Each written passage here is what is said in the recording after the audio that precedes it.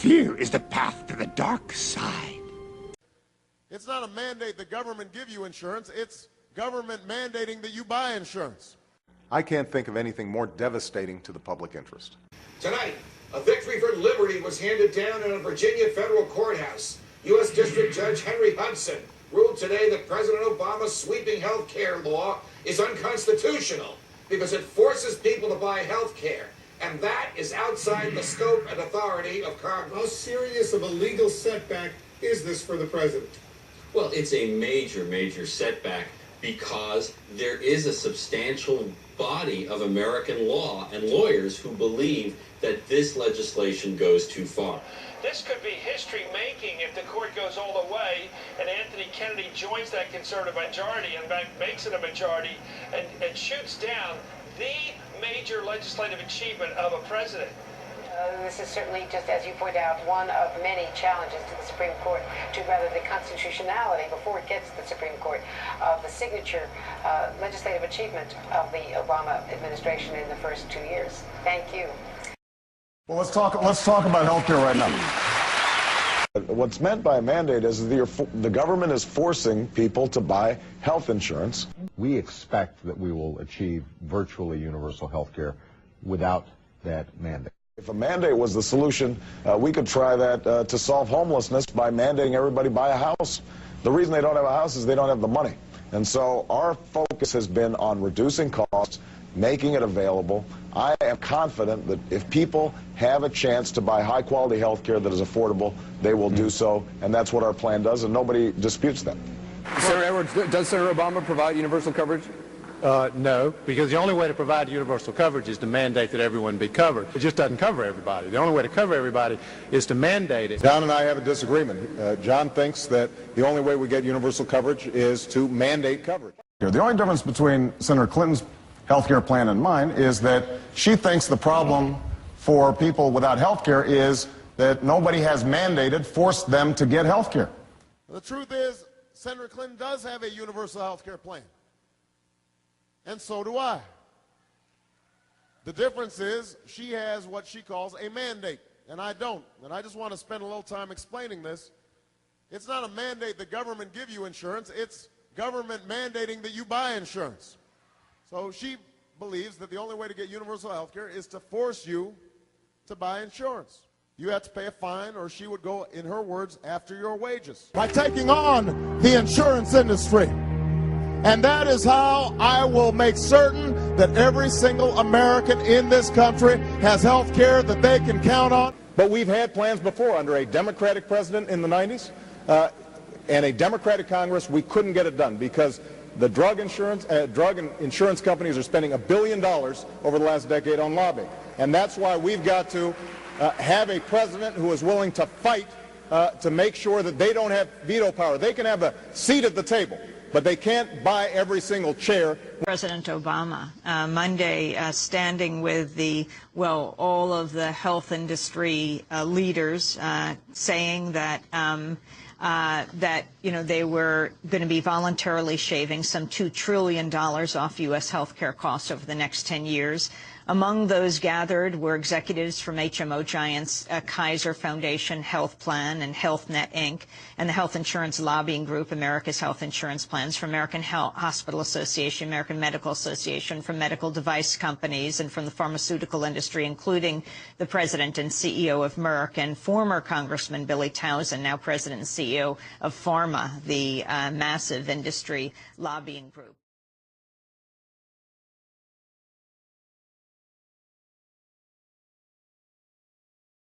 This provision that the judge today in Virginia, Elizabeth, ruled unconstitutional, that's right at the heart of the entire law, because if this mandate goes away, the whole thing could collapse. Right, because these reforms are expensive. What these reforms say is that if you have a pre-existing condition, we're going to make health insurance companies take you on. Well, that's expensive to start insuring people with pre-existing conditions like cancer, heart disease, other diseases like that. How are you going to pay for it? Well, someone said, aha, I've got an idea. What we're going to do is there are tens of millions of Americans who are healthy and don't have insurance. If we make them buy insurance and pay those annual premiums, they're not going to use the services very much because they're healthy, and that's a lot of money. And if they refuse to buy insurance, will hit them with a tax penalty. So once you take away that mandate for those healthy people to buy insurance, it's going to be very difficult to fund the rest of healthcare reform. This bill does not provide universal, comprehensive, or affordable care to the American people. It shovels hundreds of billions of dollars of taxpayer money into the worst corporations who've created this problem, the Aetnas, the Cignas, the health insurance company. For the drug companies, it's a bonanza. It doesn't require Uncle Sam to negotiate volume discounts. It allows these new biologic drugs under patent to fight off generic competition. That's a terrible provision. And it doesn't allow reimportation from countries like Canada to keep prices down. There's no free choice of doctor and hospital under this. There's all kinds of exploitations that the health insurance companies and drug companies are going to be free to continue their ravenous ways over people who are at their most vulnerable situation when they're sick and injured. With us now is the man who argued the case and won, Virginia Attorney General Ken Cuccinelli. General, congratulations, and thank you for joining us on Freedom Watch. When I was chatting with one of the Democratic leaders of the House, Congressman Jim Clyburn, and I asked him where in the Constitution is the federal government authorized to regulate health care. You're smiling because you know the answer. His answer was, well, Judge, most of what we do in Washington is not authorized by the Constitution. So today, they ran into a federal judge who reminded them that they can't do anything that's not authorized by the Constitution.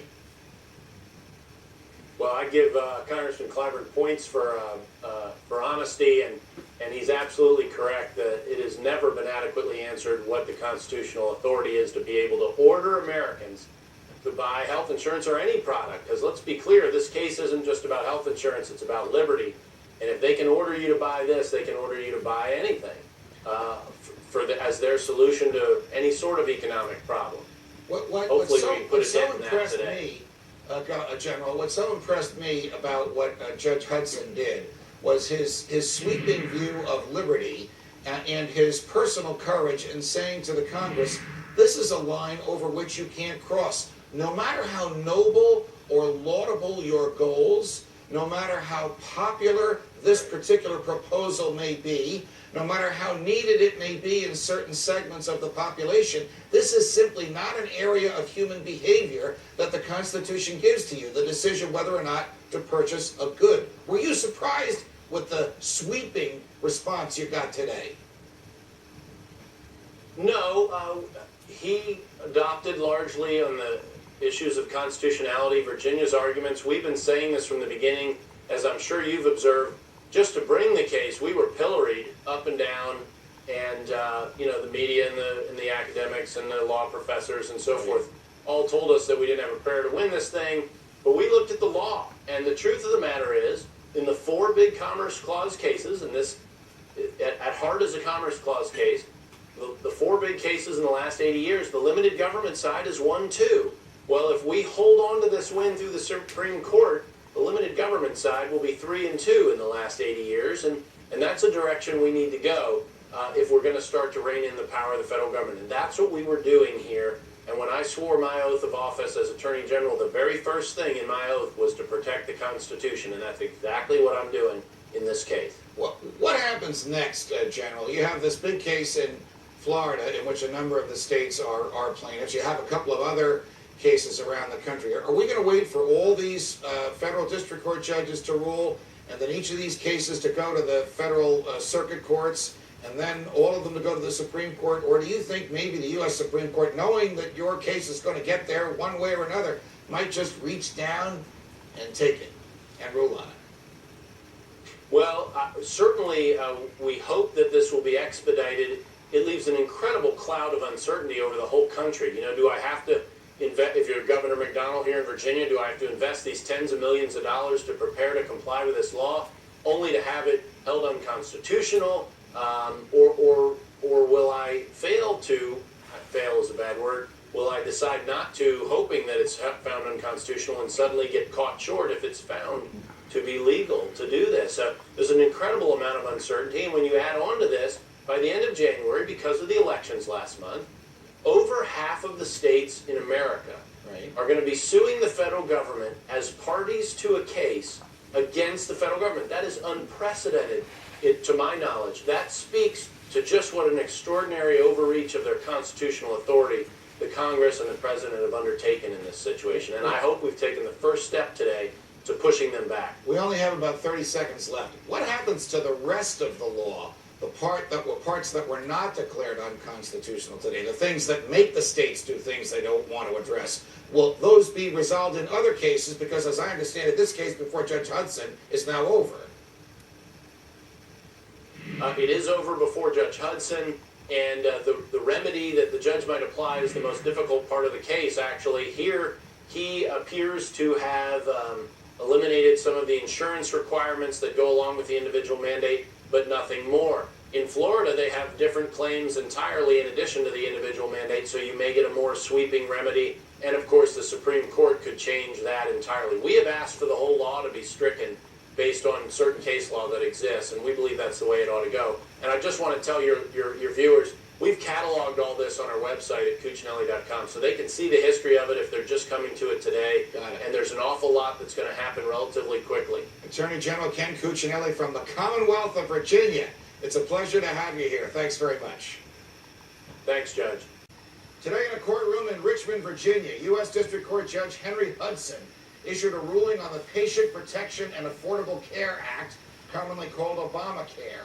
In that law, the federal government took from the states the power to regulate the delivery of health care and took from every American the power to decide if, how, and from whom each of us will pay for health care. In so doing, the Congress ordered all Americans to purchase a health insurance policy that meets with federal approval. And it also ordered the IRS to add taxes equivalent to the cost of such a policy for those who don't purchase one. Meanwhile, the state of Virginia enacted legislation that made it unlawful in Virginia for any government at any level to compel any person in Virginia to buy health care. This, of course, set up a conflict between the new federal law on one hand and the Virginia law on the other. So the state of Virginia sued the feds in federal court, asking the court to invalidate Obamacare insofar as it forces people to buy something that they may not want or need and then taxes them if they don't. The feds claim that they can force folks to buy health care coverage because the Constitution authorizes Congress to regulate interstate commerce. They argue that health care is a good and its acquisition is a commercial activity and thus regulable by Congress. They also argue that they can tax anyone for anything they want. The state of Virginia argued that the states have regulated the delivery of health care for 200 years, not the federal government, and Congress cannot take that power away. And in Virginia, the power to decide whether or not to buy health care insurance properly rests with individuals. Judge Hudson dealt a body blow to the feds, to the Congress, to the Democrats, and to the President. He ruled that Congress cannot do anything that is not authorized by the Constitution, no matter what its goal may be. The Constitution delegates to Congress only 16 unique, discrete powers. Its favorite is the Commerce Clause. The original intent of the Commerce Clause was to authorize Congress to keep commerce regular between the states by prohibiting the states from taxing merchants in other states, thereby favoring their own in-state merchants. But under this clause, Congress has regulated everything, from the wheat grown in your backyard for your own use, to the amount of lobsters you can take from the sea, to the water pressure in your bathtub, to the size of your toilet bowl, to the number of legs on the desk chair at work. You get the picture. The do-gooders and nanny-staters in both parties in the government have abused the Commerce Clause and claimed that because of it, they can regulate any human behavior they want. Today, a courageous federal judge said no. The Congress might be able to regulate items that move across state borders, but it cannot make you buy something if you don't want it. Let's see. If the Congress declared that the sun causes skin cancer, can it make us all buy hats? Answer, no. My hat is off to this fine jurist, Judge Henry Hudson. Because of him, we have a Constitution again.